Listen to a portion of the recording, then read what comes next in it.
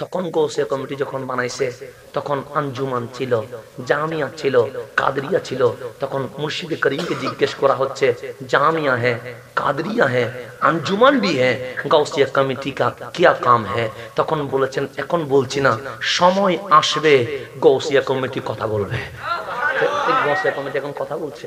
এখন আমার হাসানকে বলতে হবে না গৌসিয়া কমিটি কি ও কেন, বলতে হবে। এখন কথা বলছে, আরো সামনে কথা বলবে, আরো সামনে কথা বলবে। সুতরাং আমরা ধন্য, আমরা ধন্য। আমি তো চট্টগ্রামের বাইরে সব জায়গায় যাই, আপনারা অনেকে রাখও করেন, অনেকেই আবার আমাকে সাপোর্টও করেন। একটা জিনিস মনে রাখবেন, আমি বড় হয়েছি শাইনশাহী সিরকুটের বাগানের লবণ খায়া। কথা ঠিক না? কারণ আমার বাবা ওখানে, তো রক্তে মাংসে যা আছে সবগুলো কার? আউল আদের রসুলের। এখন আমি এখান থেকে বের হয়েছি, ধরেন সাপোজ আমি তো বাংলাদেশের সারা বাংলাদেশে মোটামুটি কি করছি, ভ্রমণ করছি। এক্ষেত্রে আমার গৌসিয়া কমিটির অনেকেই আমার পক্ষে আছে, অনেকে আবার রাগ করে আছে। হ্যাঁ, অবশ্যই রাগ করবে, কারণ ওর অধিকার আছে। ও বলবে এটা আমার জিনিস, বাইরে যাবে কেন? অবশ্যই তার একটা কি আছে, যুক্তি আছে। আমার ভাই আমার সাথে রাগ করবে, কার সাথে রাগ করবে না? হয় কথা ঠিক না? আমি দুটাকে সাপোর্ট করি। আপনি বিরোধিতা করেন, এটাও সাপোর্ট করি। আপনি পক্ষে বলেন, এটাও সাপোর্ট করি। সেজন্য আমি কখনো এগুলার কোনো জবাব দেই না। কিন্তু একটা জিনিস মনে রাখবেন, আমি যেটা দেখতেছি, আমি যেটা বুঝতেছি, আমার গৌসিয়া কমিটি যেখানে আছে সেখানে আমি হাসানের যাওয়ার দরকার নাই, যেখানে নাই সেখানে যাওয়ার দরকার। আমি যেটা বুঝতেছি, আমি যেটা বুঝতেছি, আপনি যেটা বুঝতেছেন, আপনি হয়তো অন্য একটা বুঝতে পারেন। আমি যেটা বুঝতেছি, যেমন এখানে রওজানে গৌসিয়া কমিটি প্রতিষ্ঠিত, এখানে আমি হাসান না আসলেও গৌসিয়া কমিটির কাজ চলবে কি চলবে না? কিন্তু রাজশাহী যশোরে গৌসিয়া কমিটি পৌঁছে নাই, সেখানে আমি 100 বার না বললেও এখানে আমি 100 বার গৌসিয়া কমিটি বললে কোনো উপকার নাই। কেন? আপনারা আগে থেকে গৌসিয়া কমিটি। কিন্তু রাজশাহীতে যদি আমি একবারও বলতে পারি, এটা বড় জিহাদ। কথা ঠিক না? তা আমি যাই, আমি সবখানে যাই। সবখানে যাই কেন? কারণ আমি যদি না যাই আমার কথা কেউ বলবে না, বলবে আমার কথা। যেমন আজকে যদি আমি এখানে না আসি, আমি যদি এখানে, আমি যেগুলো বললাম এগুলাকে আর কেউ বলবে? বলবে না। তাহলে আমার কথা আমাকে বলতে, তো চিরাঙের মানে মায়ের কোলে বসে কথা বলা। কারণ এটা শাইনশাহী সিরকুট মায়ের কোল বানাই দিছে, চট্টগ্রামটা আবাদ করে, এটা মায়ের কোলে কথা বলা। কিন্তু রাজশাহীতে কথা বলা, এটা বাঘের মুখের সামনে কথা বলা। কথা ঠিক না? হ্যাঁ, বাঘের মুখের সামনে কথা বলা। তো আমি বাইরে গিয়ে যেটা শিখলাম, সেটা কি শিখলাম? আমি মুরিদ দেখছি। কে দেখছি? মানে বাইরে অনেক ফিসার আছে না, মুরিদ দেখছি। ফির কেমন জানি না, কারণ একদিনে তার ফি চিনবো না। ফির চিনার জন্য সময় দিতে হবে, অতটুকু সময় তো আমি দিতে পারবো না। কিন্তু আমি মুরিদ দেখছি, মানে ফির কেমন সেটা জানি না, কিন্তু মুরিদ দেখছি, মুরিদের মতো। এটা দেখার পর আমি যেটা ভাবতেছি, আমরা ফির পাইছি কিন্তু মুরিদ হইতে পারিনি। আমি বুঝতেছি এটা, আমরা কি পাইছি কিন্তু মুরিদ হইতে পারিনি। বাইরে আমি দেখছি ওরা মুরিদ হইছে, কিন্তু পীর কেমনটা আমি জানি না। কিন্তু আমি যেটা বুঝলাম, আমরা পীর পাইছি। আমরা শাইনশাহী সিরকুট যদি বাংলার জমিনে না আসতেন কিচ্ছু হতো না ওনার। কিন্তু আমাদের তখন দরকার ছিল হামাগুড়ি দিয়ে ওই হুজুরের দরবার পর্যন্ত চলে যাওয়া। কিন্তু আমাদের ভাগ্য ভালো, আওলাদ সুলতান হোসাইন মদিনা থেকে কোথায় চলে আসছে? কুফায় চলে আসছে। সেজন্য শাইনশাহী সিরকুট যখন দেখলেন বাংলার জমিনে মুসলমানগুলো নবী প্রেম থেকে বঞ্চিত হয়ে বেঈমান হয়ে যাচ্ছে, হরিপুরের জমিন থেকে এখানে চলে আসছে। ইমাম হোসাইনের সুন্নাত পালন করেছে। সেজন্য অনেকেই বলে বিদেশি পীর। আরে বিদেশি পীর বলবেন তো তখন, যেমন ভাষা আন্দোলন হয়েছে কত, 1952। এর আগে কি দেশি বিদেশি ছিল না? তখন পাকিস্তান, বাংলাদেশ, ইন্ডিয়া সব কি একসাথে। 1971 গিয়ে দেশ স্বাধীন। কথা ঠিক না? 1954 জামিয়া। 1954 কত? জামিয়া। এর আরো অনেক বছর আগে শাইনশাহী সিরকুট বাংলার জমিনে আসছে। কিসের দেশি কিসের বিদেশি? হ্যাঁ, তখন ভারত সংঘ ছিল। কিসের দেশি আর বিদেশি? বিদেশি বিদেশি বলবেন 71-এর পরে। কিসের পরে? 71-এর পরে। আর 71-এর অনেক আগে 1954-তে অলরেডি শাইনশাহী সিরকুট জামিয়া আহমদিয়া দিয়ে দিয়েছে।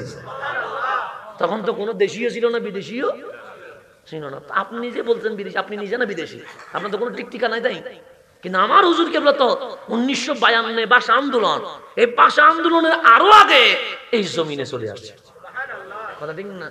বাংলাদেশ স্বাধীনতায় আপনার কি অবদান আপনি নিজে জানেন না, কিন্তু আমার হুজুর কেবলাদের অবদান বাংলাদেশ গভর্নমেন্ট সহ সবাইকে স্বীকৃতি দিতে বাধ্য হতে হয়েছে। কথা ঠিক না?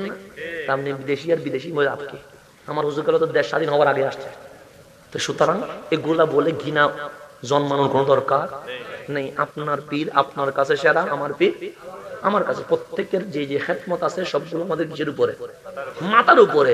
কিন্তু আমি যেখান থেকে সুন্নিয়ত পাইছি সেটাকে তো আমাকে 1 নাম্বার রাখতে হবে। কথা ঠিক না? আমি জানমন খাইছি, এটা আমি 1 নাম্বার রাখবো না। আমি কি ওটার সাথে বেমানি করতে পারবো?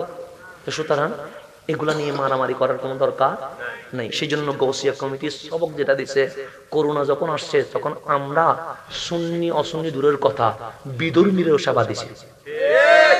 আমরা বিধর্মীর সেবা দিছি। দেখেন এটার নাম হচ্ছে আখলাক। এটার নাম কি? সমস্যায় পড়লে আমরা আপনার পাশে, কিন্তু আকীদার ব্যাপারে আমরা কাউকে সাথ দিব না। দেখেন আমাদের ইসলাম, আমাদের 2টা ফর্মুলা। এক ফর্মুলা আকীদা, আকীদার ব্যাপারে কোনো কম্প্রোমাইজ। 2 নাম্বার, আপনি যেই হন, যদি বিপদে পড়েন, আপনাকে যদি হসপিটালে নেওয়ার কেউ না থাকে, জানাজায় যদি কেউ না থাকে, দাফনে যদি কেউ না থাকে, আমরা আপনার পাশে আছি। এটার নাম আখলাক। এটার নাম কি? আখলাক। 2টা জিনিস মনে রাখবেন, একটা হচ্ছে আকীদা, তার নাম কি? আখলাক। আকীদায় কোনো কম্প্রোমাইজ নাই। আমার আকীদা সুন্নিয়ত আহলে সুন্নাত, এর বাহির থেকে এক চুল পরিমাণ লড়ার কোনো সুযোগ নাই। 2 নাম্বার, বিপদে পড়লে আপনি যেই হন, আপনার পাশে দাঁড়ানো আমার দায়িত্ব। এটার নাম হচ্ছে আখলাক। এটার নাম কি? আকীদাও লাগবে, আখলাকও। আকীদা মানে আমি আমারটা কি করব? আমারটা যেটা আমি কোরআন সুন্নাহ থেকে পাইছি। আমাদের আকীদা বাপ-দাদার বানানো না, আহলে সুন্নাত ওয়াল জামাত। আকীদার ব্যাপারে আমি কম্প্রোমাইজ করব। আবার আপনি বিপদে পড়লে আমি দেখে দেখে হাসবো না, আপনার বিপদের সাথী হিসেবে আমরা আপনার পাশে থাকবো। এটার নাম আখলাক। তাহলে আকীদাও লাগবে, আখলাকও। এই 2টার সমন্বয় এই বাংলার জমিনে যিনি গঠিয়ে দিয়েছেন উনি শাহিনশাহে সিরকুল। এই 2টার সমন্বয় যিনি গঠিয়ে, উনি শাহিনশাহে রব্বুল আলামিন আমাদেরকে যেন বুঝার তৌফিক দান করে। তাহলে আহলে বাইত, আমার নবীর বংশধর কি দিয়ে শুরু হয়েছে? মেয়ে দিয়ে শুরু হয়েছে। সেই আহলে বাইতের সদস্য দাদা হুজুর কিবলা আসলেন কোথায়? বাংলার জমিনে। দিলেন সুন্নিয়া মাদ্রাসা, দিলেন আঞ্জুমান, দিলেন গাউসিয়া কমিটি, দিলেন জশ্নে জুলুসে ঈদ মিলাদুন নবী। নিজের কিছুই দেয় নাই, যা দিয়েছেন সবগুলো কামলিওয়ালার প্রেমের বাগান দিয়ে দিয়েছেন। রব্বুল আলামিন যেন আমাদেরকে বুঝার, অনুধাবন করার তৌফিক দান করুক, আমিন। সর্বশেষ একটা জিনিস বলে আমার শেষ। এই মাহফিল হাঁটি হাঁটি পা পা করে 14 বছরে পারে গেছে। কয় বছরে? 15 বছর লাগবে না? 16 বছর লাগবে না? লাগবে। এই মাহফিল তো বন্ধ করা যাবে না। সেই জন্য আপনাদের প্রতি বিনীত অনুরোধ থাকবে, এই মাহফিল করার জন্য আর্থিক, মানসিক, শারীরিক যতটুকু সহযোগিতা করা দরকার আপনারা সহযোগিতা করবেন। আমরা দোয়া করছি আল্লাহ যেন আপনাকে ওই সহযোগিতার বিনিময়ে জাযায়ে খায়র নসিব করেন। আমিন। আসসালামু আলাইকুম ওয়া রাহমাতুল্লাহি ওয়া বারাকাতুহু।